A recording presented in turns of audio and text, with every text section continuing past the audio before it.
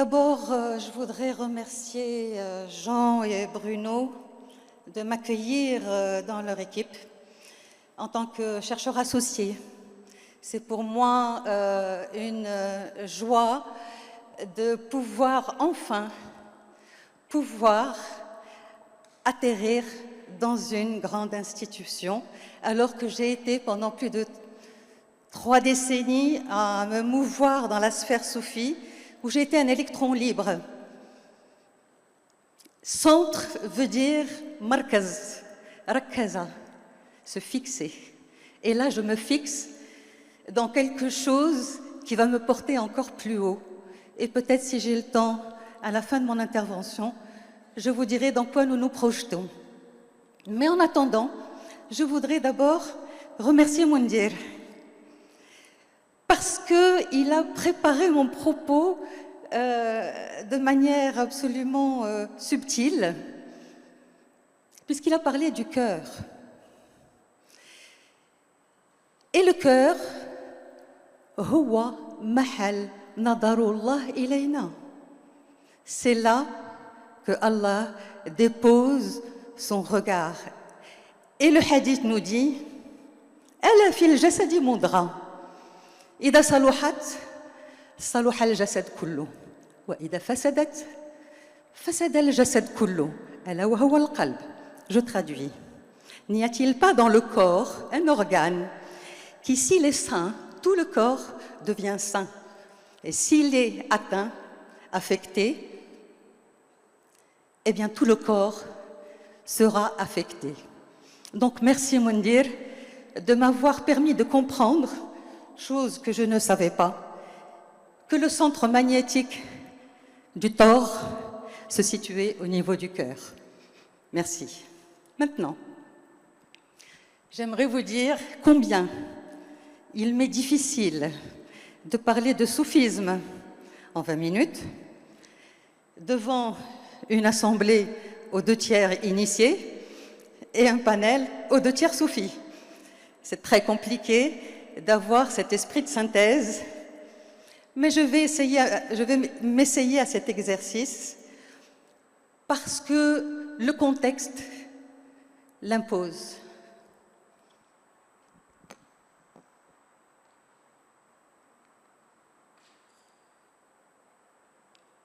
Alors, le contexte. D'abord, le soufisme,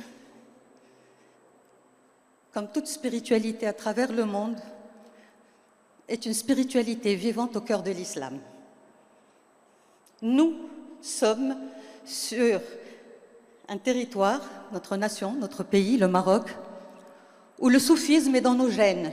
Le soufisme est dans notre constitution et le soufisme est dans notre culture. Dans nos gènes, parce que c'est une nation qui a été fondée par un descendant du prophète, Mohammed sallallahu alayhi wa sallam, que j'ai esquissé dans ma page de présentation, de couverture. Dans nos gènes, je disais donc, dans notre constitution, oui, nous sommes une nation constitutionnellement musulmane, malékite, ash'arite, suivant la doctrine de Junayd qu'Eric a cité tout à l'heure. Les choses sont claires, nous avons un référentiel. Et pourquoi est-ce que je cite ce référentiel? Je le cite tout simplement parce que le monde va mal. Le monde va mal, je n'ai pas besoin d'énumérer toutes les causes, tous les maux, mais d'une manière générale, quand un arbre se porte mal, quand un être humain se porte mal, quand une civilisation se porte mal, elle cherche sa source de renouveau et de survie dans des racines profondes. Nous avons un patrimoine riche, nous avons des racines perpétuellement irriguées. Et donc, nous allons aller chercher dans notre spiritualité une source de renouveau. Maintenant, si le monde va mal et qu'on veut le changer, mais on ne peut pas le changer avant de se changer soi-même. On ne peut pas changer le monde avant de se changer soi-même. Et on ne peut pas se changer soi-même non plus sans participer au changement du monde. Nous voilà dans le vif du sujet que me proposaient mes amis Jean et Bruno, c'est parler du soufisme, de la médiation à l'action. Donc, Eric, tout à l'heure, a parlé d'une approche doctrinale du soufisme. Moi, je vais vous parler d'un soufisme plus pragmatique, actif, opérationnel, qui va démarrer par l'initiation. Évidemment, le soufisme, c'est aussi la doctrine de l'amour qui agit sur, évidemment, l'esprit pour l'ouvrir. Man lam yaj'alillahi lahu nuran fama lahu min nur. Si Allah ne nous consacre pas un flux de lumière, que j'appellerai la connaissance, on ne peut pas accéder à la connaissance. Le cœur, l'amour agit sur le cœur, évidemment, pour l'adoucir. Maintenant, je comprends, il faut coordonner ce champ magnétique. Et évidemment, la finalité, l'âme pour le lever. Pourquoi l'élever? Parce qu'elle a été enfermée dans un corps physique. Nous sommes un corps spirituel enfermé pendant un temps déterminé dans un corps physique. Et le soufi n'a nul cesse que de chercher à s'élever pour retourner à la source. Comment on va faire pour y retourner? Oh, pardon.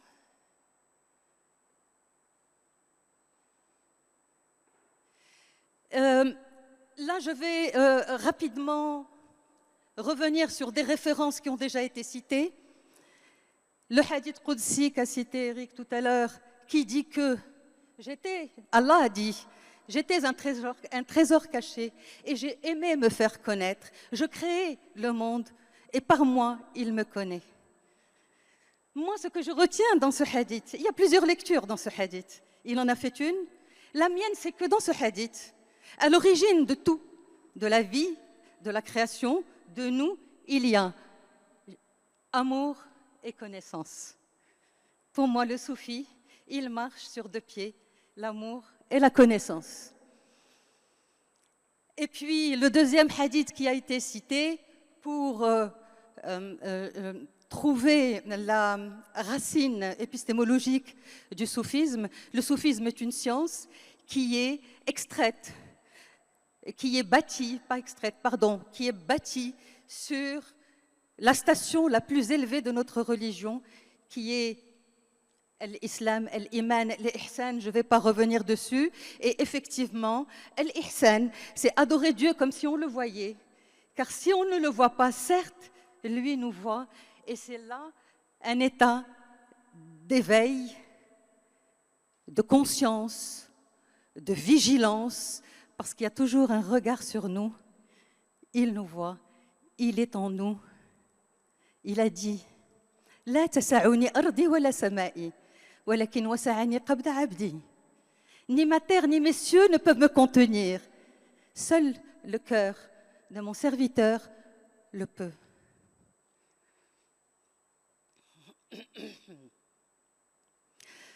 Évidemment, j'aimerais revenir rapidement sur ce qu'a dit Sidi Abdel Haq tout à l'heure, qu'il était caché, puis il a aimé se faire connaître. Il s'est fait connaître par deux grandes manifestations. Les deux livres qu'a cités tout à l'heure Sidi Abdel Haq, c'est la création des gens.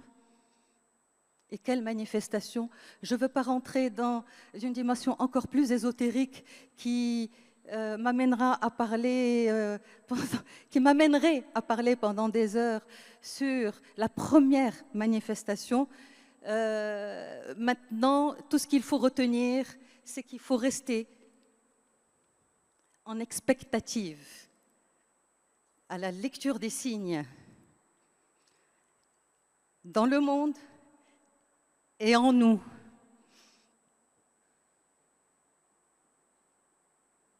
Oh là là.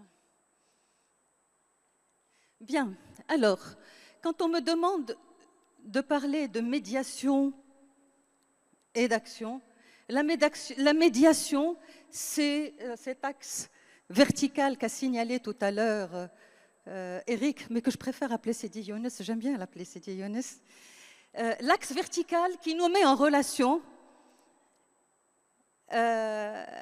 avec notre Créateur et tout le modus operandi que le Créateur a mis en branle pour éveiller notre conscience. C'est ce que j'appelle l'axe existentiel de la méditation. C'est un axe vertical entre Dieu et nous. C'est une histoire d'amour, bien entendu. Il a aimé, il nous a créés. Mais c'est aussi une histoire de miséricorde. Ar-Rahman, Ar-Rahim. Ar-Rahman, c'est son nom qui enveloppe toute chose. On dit que c'est le Seigneur des noms. Ar-Rahim, c'est l'expansion du nom en nous. Et ce chemin qui consiste à lire les signes, eh bien, il est balisé par les guides. Les guides qui vont nous amener justement à rejoindre cet état de fitra, qui est la manifestation du divin en nous. Et pour ça, il y a un prérequis. D'abord, pour recevoir quelque chose, on ne remplit jamais un verre plein. Il faut vider le verre. Il faut vider le cœur, en fait, puisque c'est du cœur qu'il s'agit. Puisque c'est là que Allah a déposé son regard. Donc, on vide ce cœur, c'est takhalli, première étape. Concrètement, c'est quand on fait l'istighfar, on demande pardon. Eh ben, on se dépouille de tout ce qui nous a lesté, alourdi, rendu dense.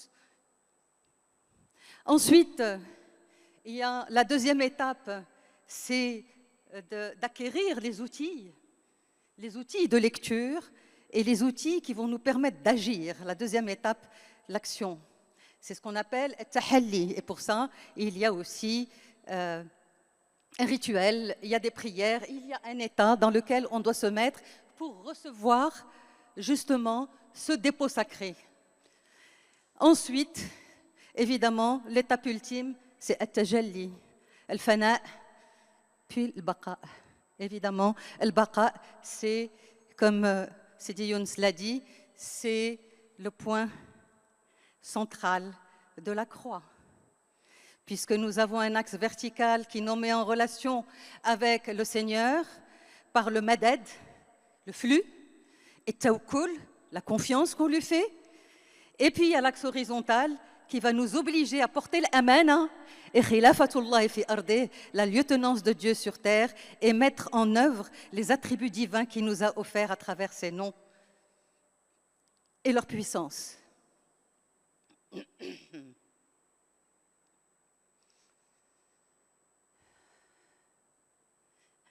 Alors, qui sont nos guides? C'est bien de les identifier. J'ai parlé d'Allah, bien sûr, à l'origine de toute manifestation. Mais on oublie Jibril. Jibril qui a été l'intercesseur dans beaucoup de situations. Avec les prophètes, avec Sayyidatuna Maryam et avec le dernier des prophètes, pour justement lui faire formuler notre religion. Et c'est le hadith qu'a cité tout à l'heure Sidi Younes. Ensuite, bien sûr, la succession des prophètes et des messagers. Inni ja'ilun fil ardi khalifa. Allah le dit dans le Coran. Je vais établir sur terre un légataire, un gestionnaire de mes affaires sur terre. C'est ce qu'on appelle la khilafa. Khilafatullah fi ardi.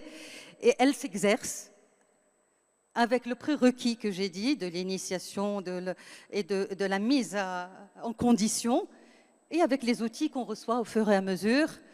Et justement, le hadith qui va entériner cette khilafa, c'est « La yazalu abdi yataqarrabu ilayya bin nawafil hatta uhibbah » Mon serviteur ne cessera de se rapprocher de moi par des actes surérogatoires, des prières surérogatoires, jusqu'à ce que je l'aime. Et si je l'aime, je serai son ouïe, je serai son regard, je serai sa main, je serai son pied. Et je n'extrapolerai pas non plus pour rester dans une dimension compréhensible par tout le monde. Mais le contexte, là maintenant, ne s'y prête pas. Mais pour ceux qui sont intéressés, on peut développer plus tard. Ensuite, évidemment, je ne voudrais pas oublier nos savants et nos maîtres spirituels. Parce que ce sont les héritiers du prophète. Les savants, les ulama, warathatul anbiya. Les maîtres aussi. C'est une silsila, c'est une chaîne de transmission. Maintenant, quand est-ce qu'on intervient, nous? On intervient avec nos sens subtils. Évidemment, nous avons des sens physiques, le toucher, l'ouïe, la vue, le goût, etc. Mais nous avons aussi des sens subtils que j'énonce ici, l'intuition. N'est-ce pas grâce à l'intuition que les plus grands scientifiques ont découvert des choses et après ils ont demandé à les faire démontrer ou pas? D'ailleurs, Jean tout à l'heure nous a parlé de la fameuse équation mathématique. C'est l'intuition. L'intuition, c'est le firasa. Je reviens toujours à la lumière divine que lui décide à qui il donne.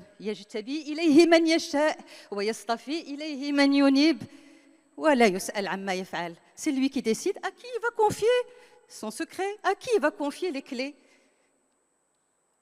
Ensuite, ça vous le savez tous, les épreuves de la vie sont nos plus grands guides. Tout ça pour servir. Nous sommes des serviteurs d'Allah, nous sommes là pour servir. Et l'injonction est claire. Je pense que tout le monde sait que nous avons une mission à accomplir sur Terre. Le soufisme nous enseigne comment l'accomplir dans la dignité, avec amour et dans la bienséance, dans l'adab. Maintenant, le soufi est le fils de l'instant. Autant il est préoccupé par son salut propre, autant il est préoccupé par les choses de la communauté, les problèmes du monde et les avancées scientifiques en l'occurrence. Et c'est ce qui fait que je me suis arrimée à ce centre. Parce que personnellement aussi, je m'intéresse énormément aux nouvelles avancées scientifiques de manière profane, mais la curiosité peut nous amener vers des gens qui savent. Demandez aux gens de science si vous ne savez pas. Et donc quand j'entends parler de champ unifié ou de le principe du tout unifié, eh ben, ça me fait penser à la quête d'unicité. Quand on me parle de principe holographique, eh bien sûr, Allah est lumière des cieux et de la terre. Allahu nuru samawati wal ard, l'intrication quantique. Eh bien oui, nous sommes nés d'une seule âme. Nous sommes wa khalaqnakum min nafsin wahida, c'est clair. Et puis, évidemment, là où intervient notre responsabilité, c'est au niveau du libre arbitre. Allah nous a dit que notre âme a des droits sur nous et que nous avons aussi des obligations. Et je suis bien heureuse d'entendre parler d'épigénétique, qui est une science tout à fait récente, et qui nous dit qu'on est tout à fait capable de changer la composition, l'organisation de nos chromosomes et qu'on n'est pas obligé de traîner avec nous des boulets et qu'on peut gérer notre façon d'être et cette façon d'être a un impact sur notre environnement. Et voilà, maintenant, la connaissance c'est bien, l'amour c'est bien, mais l'agir aussi est important. Et voilà où je vais en venir pour terminer. Personnellement, je suis dans une mouvance, dans une grande école depuis maintenant quelques décennies. Je me suis sentie le devoir, la responsabilité d'apporter ma petite pierre à l'édifice. J'ai fait un beau voyage et j'ai témoigné de ce que j'ai vu. Une communauté qui compte plus de 450 millions d'adeptes à travers le monde. Je trouvais ça hallucinant. Qui, dans toutes les langues du monde, font la même prière. C'est énorme. Et j'ai adoré cette unité dans la multitude des cultures. Et j'en ai témoigné dans un ouvrage, mais pas que. Je prends la parole souvent pour raconter ce que je vois. Je suis un témoin de mon temps. Je ne suis pas une alima, je suis une faqira. Faqir, ça veut dire quelqu'un, yaftaqiru, quelqu'un qui est dans l'expectative, quelqu'un qui est dans la quête. Et je suis désolée, Sidi Younes, si je suis toujours dans la quête. J'en suis encore à ce stade-là. Et c'est tellement agréable de savoir que si je suis dans la quête, c'est que lui, Allah l'a voulu. Yuhibbuhum wa yuhibbuna. D'abord, évidemment, en tant qu'architecte, je me suis préoccupée du lieu, de l'esprit du lieu, au moment où Daesh commençait à démolir les mausolées, c'est-à-dire printemps arabe un petit peu avant. Premier réflexe d'architecte, c'est de consigner avant que ça ne disparaisse. Ensuite, deuxième étape, j'ai commencé à me préoccuper de questions sociales, notamment la question genre, et surtout le rôle de la femme dans la spiritualité. Demain, j'aurai l'occasion, chez Conscience Soufie, de parler du féminin sacré, de la sainteté au féminin. Et puis, je voudrais vous dire aussi que je suis dans l'organisation d'un colloque mondial de la Tijaniya qui va se tenir à Dakar les 13, 14, 15 décembre prochains, juste après Ben Guerir, qui va réunir toutes les nations où la Tijaniya et d'autres turuq soufis pour parler justement du rôle du soufisme au XXIe siècle face aux défis que nous connaissons aujourd'hui. Ça va parler de sécurité, ça va parler d'économie, ça va parler d'éducation et de la question de la femme, bien sûr, de la jeunesse, comment gérer cette énergie et la canaliser. Et je peux vous dire que ça va être un sacré programme. Tout ça pour vous dire qu'effectivement, le soufi est le fils de l'instant et il se préoccupe de son temps. Merci beaucoup.